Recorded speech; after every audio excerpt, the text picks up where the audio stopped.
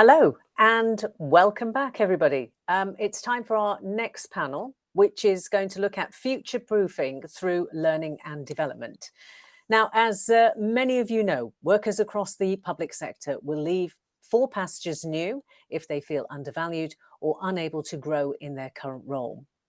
Upskilling is a solution. We heard a little bit about that this morning, but how can it be done in a structured and strategic way? Is the public sector reliant on upskilling existing staff because attracting new staff is problematic?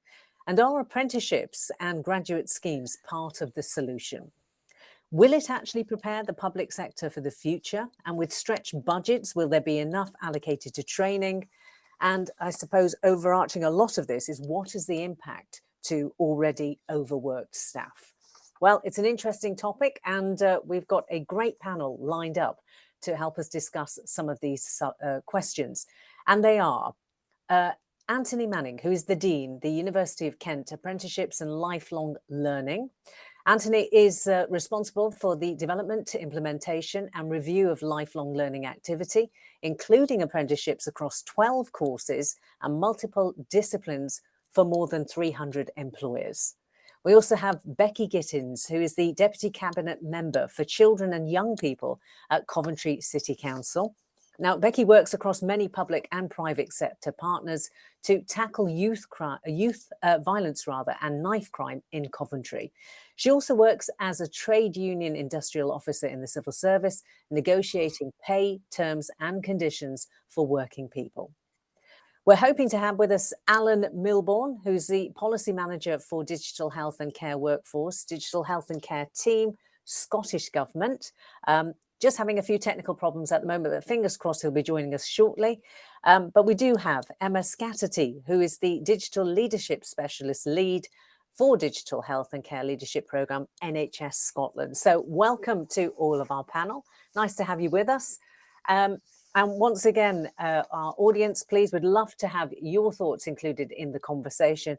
So please use the Q&A function, and we'll include some of those questions in our discussion as we go along. So let's start off then with our first question, which, Anthony, I'm going to direct to you, please. Higher degrees and apprenticeships, how do they actually work? And how do they differ from the traditional university route? Thanks, Samina. Yes, happy to talk to that.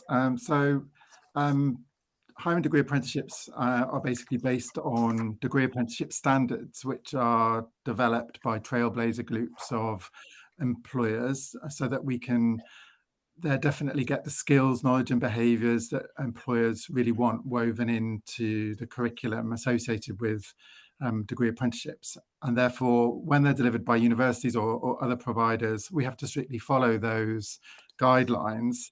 And if they're associated with a degree, which obviously with degree apprenticeships they are, it's the degree that has to modify to meet those essential skills that employers want. And therefore, ensuring that degree education in that context has those embedded knowledge, skills and behaviours that employers really prize. And then in terms of how it works, apprentices would have a job that they have applied for, or it could be an existing role that they've been in for some time with an employer, and the employer then commits to on-the-job learning through their position, and then a certain amount of time dedicated to off-the-job learning through the provider or the university. And then that provision is often provided very flexibly through block release, day release, online learning opportunities, as well as some hybrid opportunities. Often there are summer schools or face-to-face opportunities as well, particularly for if there are lab-based activities or practical work. And if you're an employer that has access to or pays into the levy, then you're able to draw on that funding to fund your apprenticeships through that mechanism. And if you are a small or medium enterprise, there are also very cost-effective ways of accessing apprenticeships to a much reduced fee. So it's a really great way of bringing businesses, employers and education together to create cutting-edge education which is designed for workforce needs.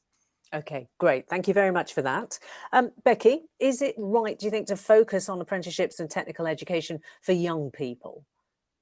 I definitely think it's important. I think some of the things that Anthony picked up there are important. They're about there's elements of apprenticeships and technical education which, through funding and through localized support, whether that's from your business or a local organisation that you're joining in your area, means that people can access higher education that perhaps wouldn't take the traditional university route if they were going to university for an academic subject, maths or sciences, English, that sort of thing.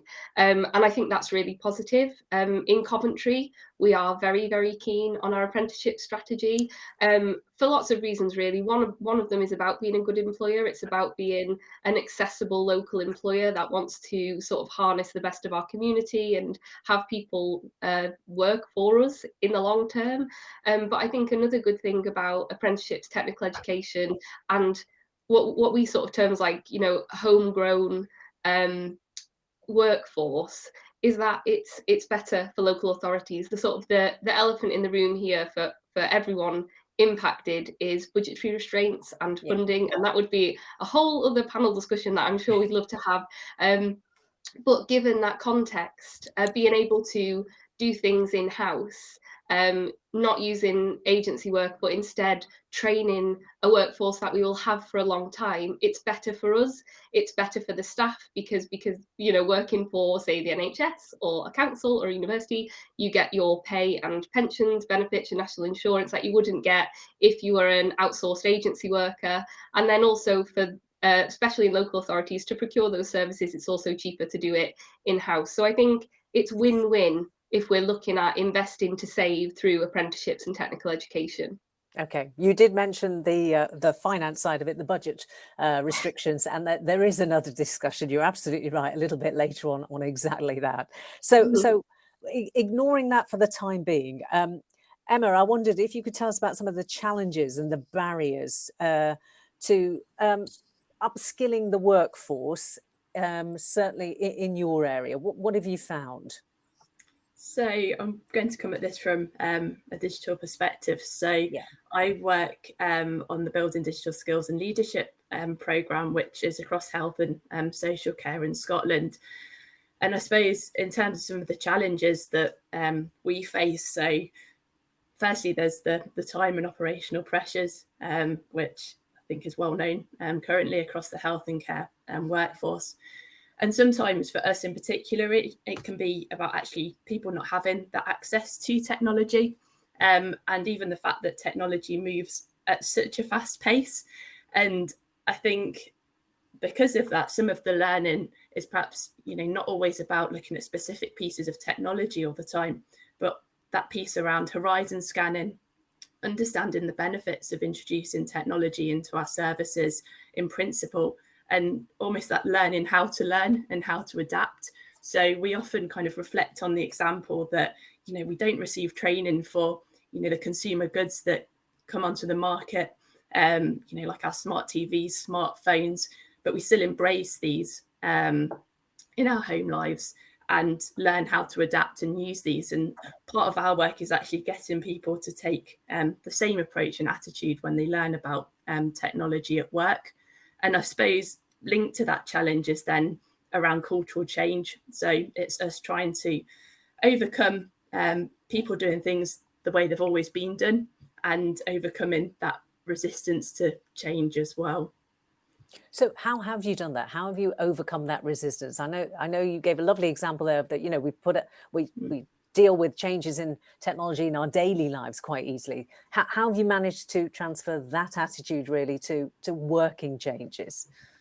So I definitely say it's still 100% work in progress. A really big aspect is around the leadership.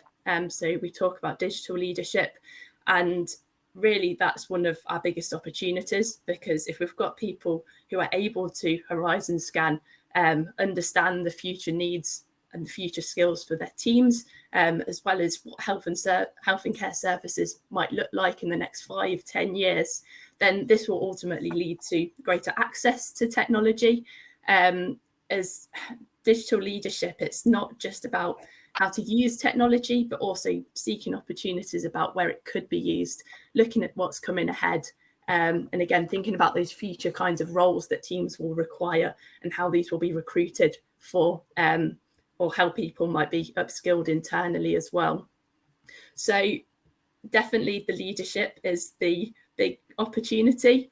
And another kind of key skill which we see digital leaders as having is about being very user-centered. So it's about service design, it's understanding the needs of service users and today's citizens, and from that building the health and care services of tomorrow. Okay. We've got a question which is for all the panel, which I'm going to put in at this point because I think it's probably quite relevant. It's from Amy, and she says, to all the panel, how do you encourage multi-generational workforces to take up apprenticeships? So Anthony, let's start with you if we can, please, on that one. I mean, it's true, sure, isn't it? It is multi-generational and also diverse, isn't it? Absolutely, very diverse, multi-generational, but I do think there is still in wider sector and the wider society a sense from our pre-existing knowledge of what apprenticeships are, that they are for people starting their career, when in fact the array of apprenticeships we have in standards across so many disciplinary areas and levels of seniority demonstrate that really apprenticeships are for everybody and for so many different stages of development in workforce contexts. We have multiple levels, multiple standards ranging from level 3, which is similar to A-level standard, a level in terms of qualification, ranging up to level 7, which is master's level in areas, very diverse in terms of lab science, in professional economics, chartered manager, going up to senior leader, which can link to an MBA degree on a degree apprenticeship. So there are really all sorts of different offers for people at different stages in their career. But it's our duty to continue mechanisms like this to share with the wider community those in ways, because I think it isn't yet immediately obvious, and it isn't as well known as more traditional routes that people have probably followed to get where they are in many organisations so far. So where do you think the problem is? Is it awareness, or is it actually physically knowing that this is available and I can go for it? Yeah, I think it's awareness. So I mean, different organisations have different pressures. So of course, smaller organizations may have smaller HR teams and less breadth of expertise or knowledge within their teams, and also may have less access to the levy. So it's important to understand that even SMEs that don't pay into that levy can access apprenticeships through, I think it's just 5% of the actual cost of the apprenticeship, which still is a really cost-effective training mechanism. And talking to providers can help you understand how to design roles, how to advertise for those roles and recruit to those roles, which are all services that certainly we provide at the University of Kent, and I'm sure so many other providers do as well. But I know that it's making that leap to make that call or to have that conversation, isn't it? So it's important for providers to reach out in ever more accessible ways to make people feel comfortable in having those conversations. Okay, I think that's a very fair answer, very diplomatically put, Anthony.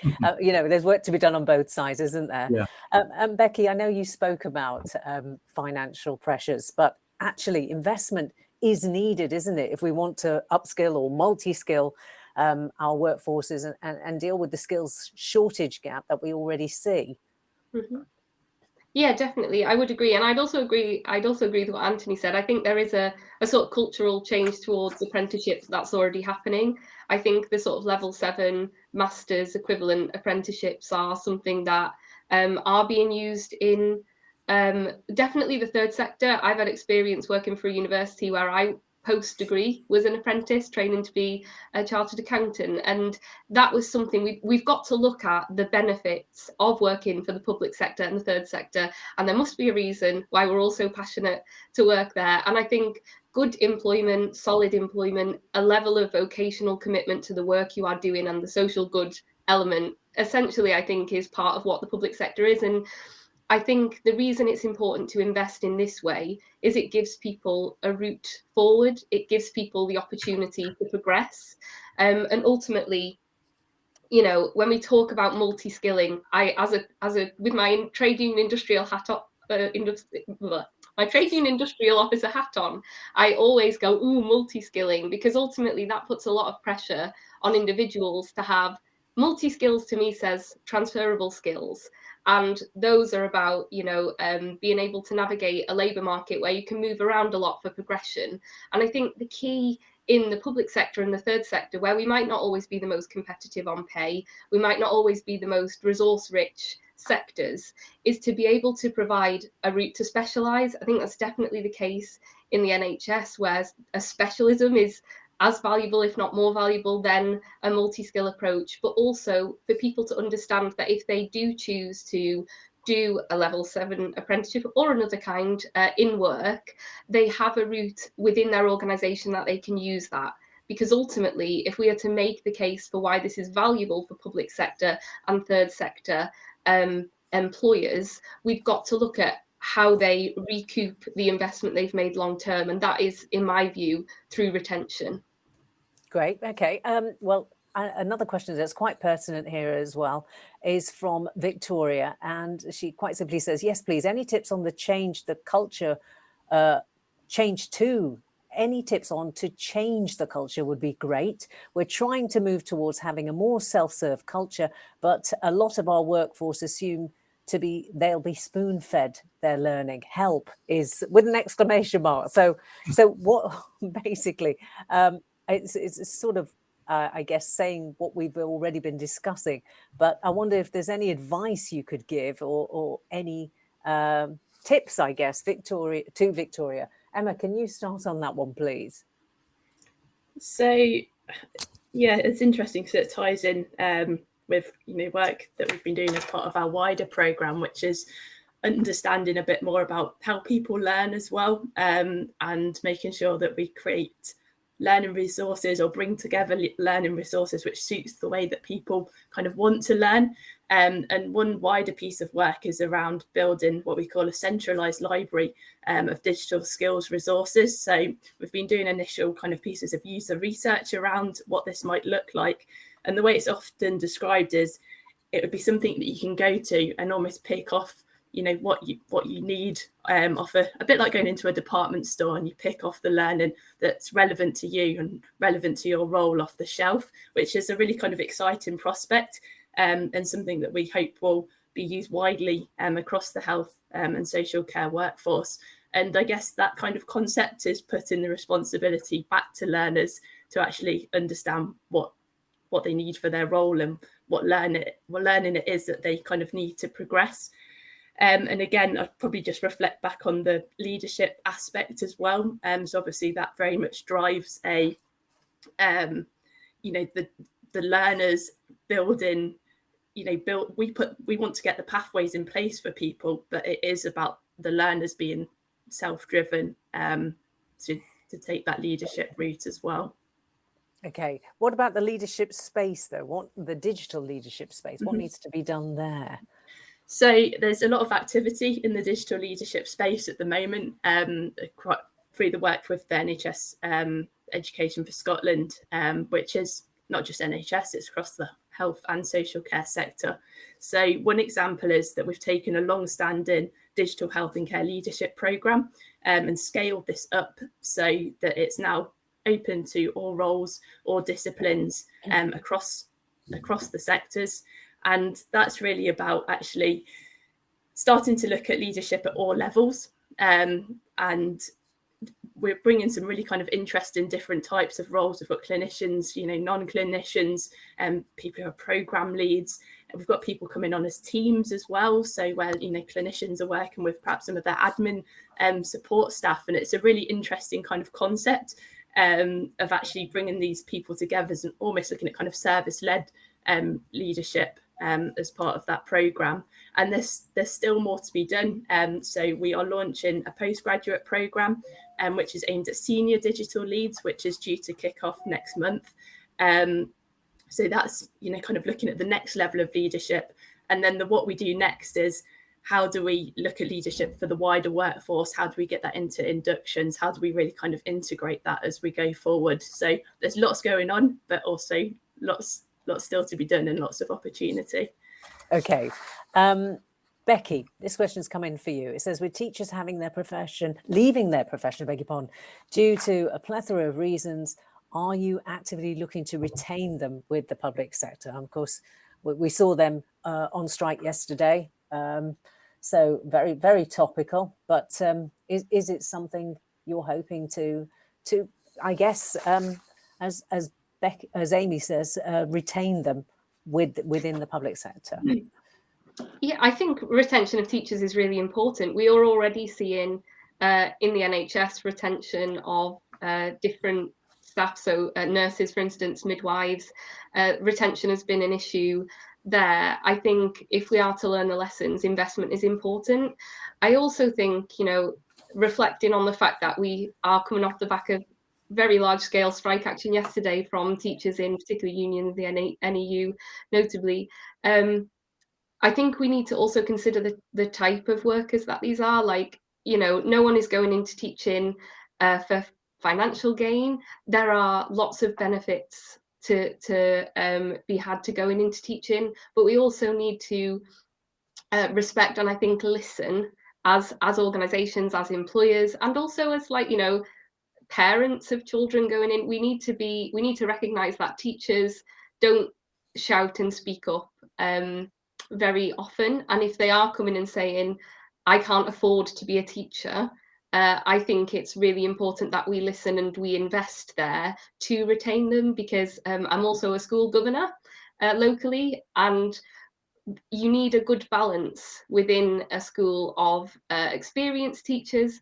and to be able to bring forward the next generation of teachers, there needs to be a good mix. So retention of teachers, which is some of our most valuable, one of the most valuable jobs in our society, to raise our next generation, so that the people who we want to take up apprenticeships in 10 years are keen and ready and inspired to go and do that.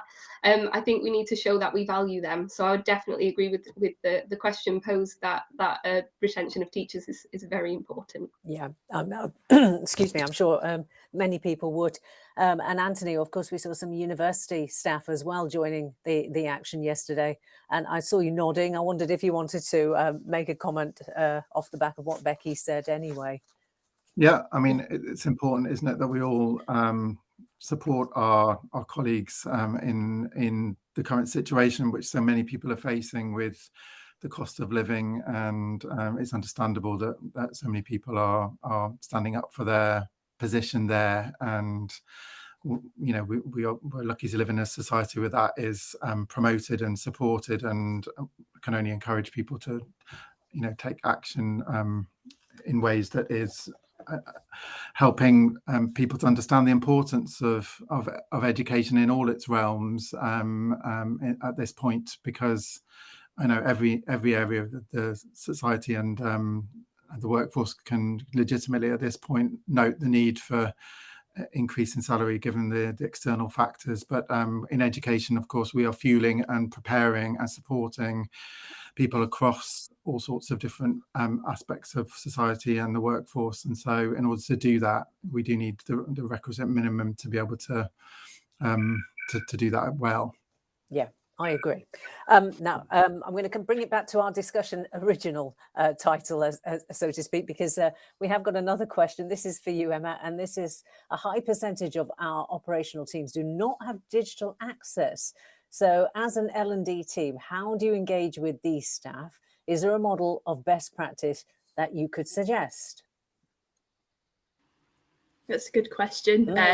And yeah, it's a difficult one. And I kind of alluded to that earlier, as that is actually one of the key challenges. There's different access in different organisations across the sector, and it's an incredibly diverse workforce. And again, it's until we kind of get that leadership piece in place, that's one of the opportunities that will actually kind of drive access to technology. And interestingly, just kind of linking into with another piece of work which is about to start, where we're looking at running, so there are going to be masterclasses around leading in a digital age, and these are aimed at board members, so both non-execs and execs across health and care organisations in Scotland. And I'm referring to this because what these masterclasses are aiming to do is to actually equip senior leaders with the understanding of how technology and data could and should be used in their organisations, and actually getting them to think about how they critically appraise challenges and solutions through a digital lens. So like they might, usually look at people and culture, quality, sustainability, finance, actually digital being one of those core lenses. And I suppose in organisations where, we're not seeing that access to technology, perhaps some of it is actually kind of at the top. How do we get that senior leadership investment so that actually filters through and people are empowered to give people access and kind of make those decisions? Lots of kind of work going on around digital inclusion, about having digital champions and all those kinds of pieces as well. But, absolutely right. If the technology is not in the organisations, that's a huge challenge. And I think leadership is going to be part of the solution, because they're the people who are going to help others understand that technology is part of some of the solution to some of the operational pressures and the kind of future of how our services will look as well. So perhaps bringing that up with leadership may well be the start of that process, isn't it, from what you're saying? Yeah, absolutely. We've got about a couple of minutes, so I just wanted to round off with one question, but I'll ask a different question to each of you. Basically, it's not the same question to all of you. Firstly, Anthony, what would you say to an employer or an employee who wants to find out more about degree apprenticeships? What's your advice going to be? Well, I would say let's talk about it and reach out, and we can help you more than you probably can think. And that includes navigating our own apprenticeship offer, the system more generally, whether you're a big business or an SME. And, if we can't help you directly with our provision, we can also point you towards other providers that can. So get in touch with your provider, local provider, for that kind of advice. I've put my email, I think, in the chat if anyone wants to get in touch, happy to do so. And I think it's immediately not obvious to everybody how it works, but after a short conversation, I think it can be explained more simply, and it offers such a breadth of opportunity that it's something that shouldn't be missed out upon for both workers themselves and their organisations. So looking forward to help anybody that wants to reach out. Great. And thank you for putting your contact details as well, Anthony. Appreciate that. Becky, the whole of this discussion is about future-proofing. And I just wondered what future-proofing learning and development, what you would like to see happen and when. Yeah, I think there's been some amazing contributions here, and I've certainly learnt a lot from the panellists and the questions. However, the premise of this discussion was, how do we future-proof through learning and development on the background of staff shortages, budgetary issues, recruitment challenges, low morale, and an overworked workforce? And my view is we need to tackle those things too. There is an extent to which our learning and development investment and all of the other things that we do to make fulfilling worthwhile jobs in the public sector work, and we need to tackle the root issues too. Great, thank you very much. And Emma, last word to you, really. What would you like to see happen and when, and hopefully conclude our discussion today? Our digital health and care strategy, we want to see digital skills be core skills of the health and care workforce. And yes, it's hard to put a timeline on that, but I think the sooner we can do that, the better health and care services will be, and the more talent we can retain in our workforce as well by bringing these opportunities for people. Great. We will leave it there. We're slightly over, but not too bad. So for now, thank you, Anthony. Thank you, Becky. Thank you also, Emma. Beg your pardon. Thank you, Anthony, Becky, and also Emma, because Alan sadly didn't join us. So we will certainly missed him, but hopefully you can join us at the next opportunity. For now, though, panel, thank you very much for your contribution today. Thank you. Well, we're going to move on quickly. Audience, thank you also for your questions, by the way. But we have got our next session lined up for you. And we're going to hear about the knowledge imperative and transforming citizen service experiences. Now, for this, we have a keynote speaker who is Stephen Kennedy. He's the director of Solutions eGame. Now, he started his career with Sterling Software, where he managed the Northern European Support Centre. He then moved into a pre-sales role, and for the last 20 years, Stephen's been involved in the implementation of successful customer service environments, ensuring that customers get the expected benefits. So, to tell us a lot more, would you please welcome Stephen Kennedy?